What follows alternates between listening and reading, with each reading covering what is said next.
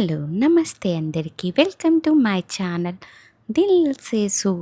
ఈరోజు నేను attack and titan the last attack మూవీకి వెళ్ళొచ్చాను. ఇది సాధారణ యానిమే మూవీ కాదు. దాదాపు 10 ఏళ్ళుగా అభిమానుల్ని భావోద్వేగ ప్రయాణంలో తీసుకెళ్ళిన కథకు చివరి అధ్యాయం అన్నమాట.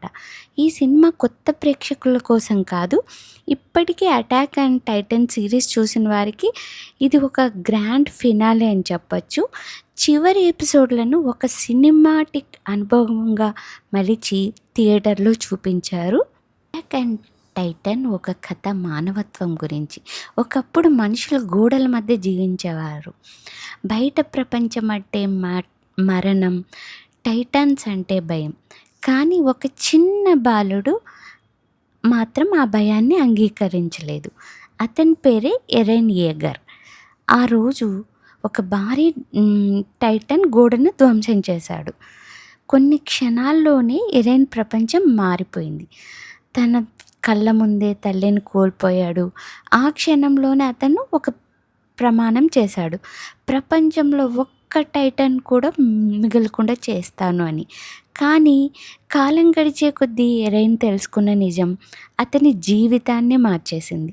శత్రువులు అనుకున్న వాళ్ళు నిజానికి శత్రువులు కాదు, మిత్రులు అనుకున్న వాళ్ళు తమ నిజాలు వాళ్ళకున్నాయి.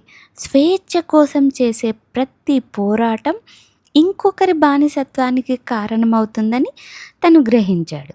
ఆ తర్వాత ప్రారంభమైందే చరిత్రలో అత్యంత భయంకరమైన నిర్ణయం.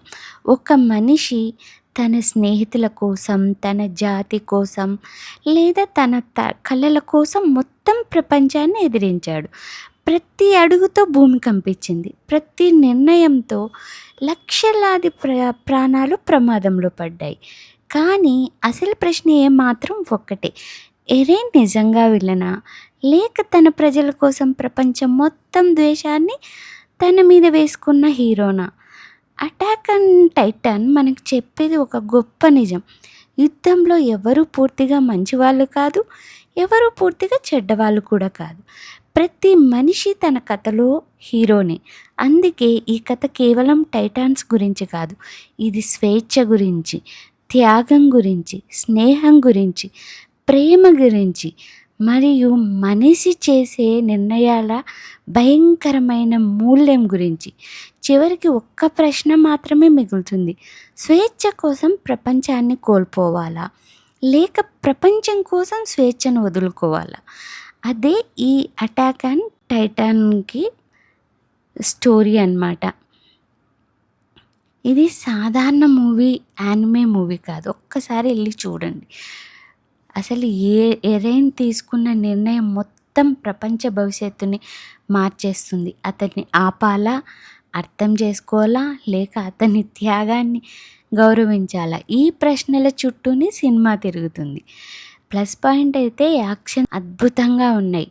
హీరోయికి సవాను బ్యాక్గ్రౌండ్ మ్యూజిక్ ప్రతి సన్నివేశాన్ని మరింత భావోద్వేగంగా మార్చింది. నా అభిప్రాయం అయితే ఈ సినిమా కేవలం యాక్షన్ గురించి కాదు, ఇది స్వేచ్ఛ అంటే ఏమిటి, ద్వేషానికి అంతం ఎక్కడ, శాంతి కోసం ఎంతటి మూల్యం చెల్లించాలి అనే ప్రశ్నల్ని మన ముందుంచుతుంది.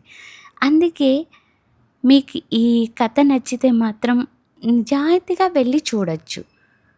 మీరు అటాక్ అండ్ టైటన్ అభిమానులైతే ఈ సినిమా తప్పకుండా థియేటర్లో చూసే మంచి అనుభూతి పొందే మూవీ. ఇది కేవలం ఒక యానిమే ముగింపు కాదు, ఒక యుగానికి వీడ్కోలు. ఈ రివ్యూ నచ్చితే వీడియోకి లైక్ చేయండి, మీ అభిప్రాయాన్ని కామెంట్ రూపంలో చెప్పండి. Thank you for watching. మీ దిల్ సేసు.